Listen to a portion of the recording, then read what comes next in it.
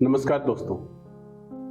मणिपुर हिंसा के शुरू होने से ठीक एक दिन पहले यानी कि 2 मई 2023 को मुख्यमंत्री एन बीरेन सिंह ने इम्फाल में एक प्रेस कॉन्फ्रेंस में कहा कि बहुत सारे म्यांमार से आए हुए इलीगल इमिग्रेंट्स मणिपुर में रह रहे हैं जो राज्य की सिक्योरिटी के लिए खतरा है।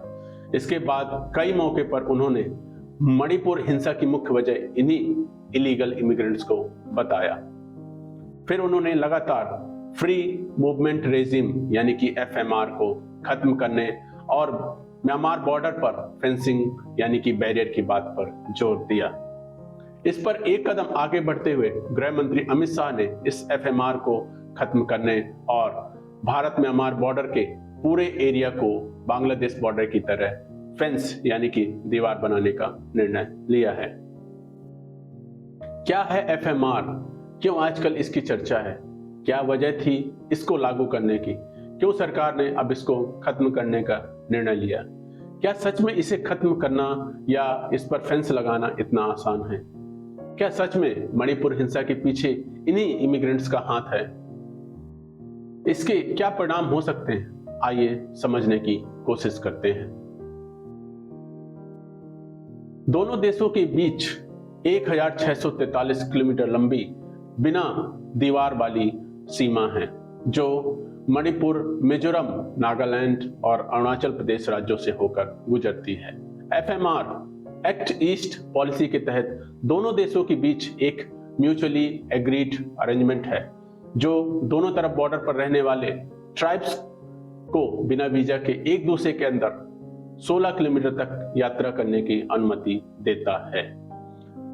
दरअसल एफएमआर को 2017 में ही लागू किया जाना था, लेकिन उस समय रोहिंग्या शरणार्थी संकट के कारण इसे टाल दिया गया था। ऐसी क्या वजह थी जिसकी वजह से एफएमआर अस्तित्व में आया था? भारत और म्यांमार के बीच बॉर्डर का बंटवारा 1826 में अंग्रेजों द्वारा क्षेत्र में रहने वाले लोगों की राय लिए बिना किया गया था। बंटवारे ने प्रभावी ढंग से एक ही एथनिसिटी और कल्चर के लोगों को उनकी सहमति के बिना दो देशों में विभाजित कर दिया। वर्तमान भारत म्यांमार बॉर्डर अंग्रेजों द्वारा खींची गई लाइन है। इस क्षेत्र के लोगों के बीच क्रॉस बॉर्डर मजबूत एथनिक और पारिवारिक संबंध कितने मजबूत हैं, इस बात का अंदाजा इसी बात से लगाया जा सकता है कि मणिपुर के मोरेह क्षेत्र में ऐसे गांव हैं जहां कुछ घर म्यांमार में हैं। नागालैंड के मोन जिले में बॉर्डर वास्तव में लोंगवा गांव के मुखिया के घर के बीच से होकर गुजरता है। ऐसा क्या हुआ कि बॉर्डर पर फेंसिंग की जरूरत पड़ गई? अगर ताजा घटनाक्रम पर गौर करें तो इसकी दो प्रमुख वजह समझ में आती हैं। पहला, फरवरी 2021 में सैन्य तख्ता पलट के बाद से म्यांमार में संघर्ष के बढ़ने से भारतीय हितों के लिए खतरा बढ़ गया है। संयुक्त राष्ट्र के अनुसार लड़ाई में लगभग 20 लाख डिस्प्लेस हुए हैं। हाल के सप्ताहों में एथनिक रेविलियंस ने चीन राज्य के महत्वपूर्ण शहर पलेतवा पर कब्जा करने का दावा किया है, जिससे म्यांमार से भारत तक एक प्रमुख मार्ग बाधित हो गया है। दूसरा, पिछले साल मणिपुर में अफर्मेटिव एक्शन के कारण जाति हिंसा भड़क उठी थी, जो म्यांमार के साथ लगभग 400 किलोमीटर की सीमा साझा करता है। बहुसंख्यक मैतेई और आदिवासी कुकी अल्पसंख्यक के सदस्यों के बीच झड़पों में 170 से अधिक लोगों की जान चली गई और हजारों लोग विस्थापित हो गए। क्या सच में वायलेंस इलीगल इमिग्रेंट की वजह से हुआ है? एक्सपर्ट्स इस रीजन की वैलिडिटी पर सवाल उठाते हैं, जबकि मणिपुर की सरकार ने वहां संघर्ष के लिए म्यांमार से कुकी इमिग्रेंट्स को ही जिम्मेदार ठहराया है, जबकि उसके अपने सरकारी पैनल ने पिछले साल अप्रैल के अंत तक राज्य में म्यांमार से केवल 2187 इमिग्रेंट्स की पहचान की थी। म्यांमार में भारत के पूर्व राजदूत गौतम मुखोपाध्याय के अनुसार म्यांमार से बड़े पैमाने पर इलीगल इमिग्रेशन की कहानी झूठी है। यह उस कहानी का समर्थन करने के लिए किया जा रहा है कि कुकी विदेशी और इलीगल इमिग्रेंट्स हैं वो मणिपुर के नहीं हैं और हाल ही में उनके प्रतिरोध को म्यांमार से समर्थन मिल रहा है। इसके लिए लॉजिक और एविडेंस बहुत कम है क्योंकि सदियों से मणिपुर में बसे हुए हैं। एफएमआर, मैतेई सहित सभी समुदायों, खासकर बिजनेस पॉइंट ऑफ व्यू से सभी के लिए लाभदायक साबित हुआ है।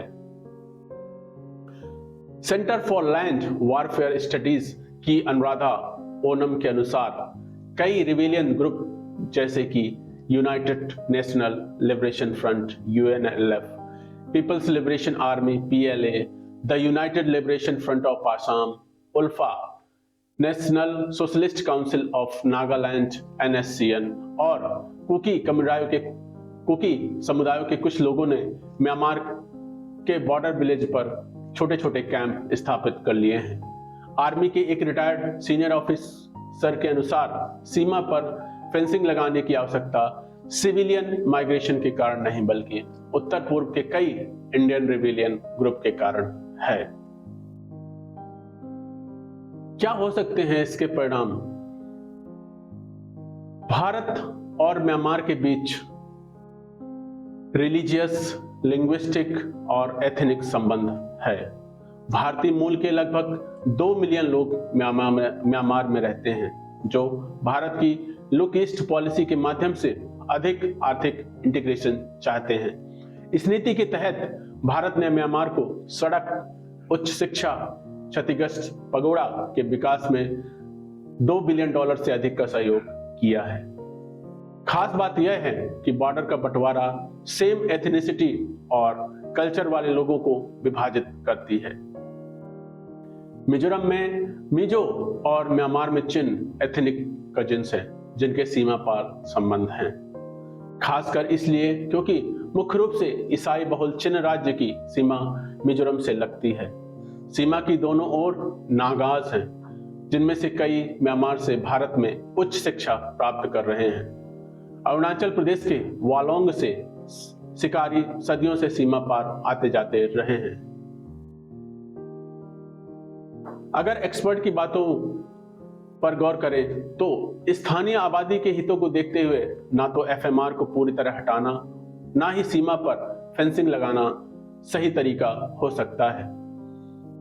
जीवन यापन, स्वास्थ्य और शिक्षा के लिए आवश्यक यात्रा इससे प्रभावित हो सकती है। मजबूत गश्त और खुफिया जानकारी के बावजूद भी लोग घुसपैठ कर जाते हैं, खासकर तब जब हमारी ओर से इमिग्रेंट्स के प्रति कोई शत्रुता ना हो। एफएमआर हो या ना हो, यह कोई आसान काम नहीं है। बॉर्डर जो कि जंगली और ऊबड़ खाबड़ इलाकों से होकर गुजरता है, लगभग पूरी तरह से फेंस रहित है और निगरानी करना मुश्किल है। यहां तक कि फेंस लगी सीमाएं भी ड्रग ट्रैफिकिंग से निपटने के लिए संघर्ष कर रही है। ऐसे में भारत को कुछ ऐसा बीच का रास्ता अपनाना चाहिए कि सांप भी मर जाए और लाठी भी ना टूटे। खैर जो भी हो, लेकिन यह कदम भारत की सीमा सुरक्षा चुनौतियों को रेखांकित करता है। देश कट्टर प्रतिद्वंदी पाकिस्तान और चीन के साथ राजनीतिक तनाव, क्षेत्रीय विवादों, युद्ध, आतंकवाद से उत्पन्न सीमा तनाव को सहन करता है। भारत दक्षिण एशिया में चीन के बढ़ते विस्तार के खिलाफ है और चीन के भारत की तुलना में म्यांमार के साथ अधिक मजबूत आर्थिक संबंध हैं। भारत अपने क्षेत्रीय पड़ोसियों के साथ संबंधों को मजबूत करने के लिए काम कर रहा है और अपने व्यापक बैकयार्ड में तेजी से मौजूद बीजिंग से चुनौतियों को दूर करने की कोशिश कर रहा है। सीमा चुनौतियां एक अवांछित घुसपैठ यानी कि अनवांटेड इंट्रूजन है, लेकिन उन्हें आसानी से नजरअंदाज नहीं किया जा सकता।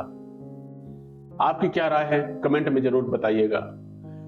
वीडियो पसंद आया हो तो इसे लाइक और शेयर करें और हाँ, इसे सब्सक्राइब जरूर कर लें क्योंकि आपका सहयोग ही हमारी सफलता है। धन्यवाद।